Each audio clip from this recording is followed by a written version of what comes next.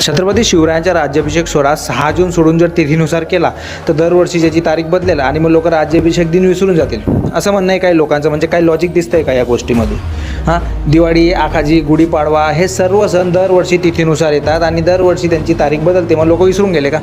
आणि हा तर छत्रपती शिवरायांचा राज्याभिषेक सोहळा आहे बाई. ज्या व्यक्तीमुळे हे सर्व सण जिवंत आहे, ज्या व्यक्तीमुळे हे हिंदू कॅलेंडर जिवंत आहे तिथीनुसारवालं, ज्यांनी स्वतःचा राज्याभिषेक तिथीनुसार करवला हिंदू धर्मानुसार आणि त्यांनी तारीख पण लिहून गेली ज्येष्ठ शुद्ध त्रयोदशी, तरी आपण या सगळ्या गोष्टींमध्ये पडतोय.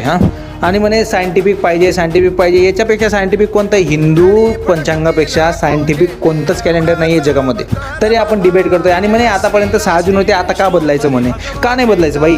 हिंदू जागृत झाल्यावर आपण फैजाबादचं नाव अयोध्या केलं ना, बॉम्बेचं नाव मुंबई केलं ना, औरंगाबादचं नाव छत्रपती संभाजीनगर केलं, मग या गोष्टीमध्ये सुधारायला काय प्रॉब्लेम आहे? मी तर म्हणतो आपण बर्थडेसुद्धा तिथीनुसार मनवायला पाहिजे.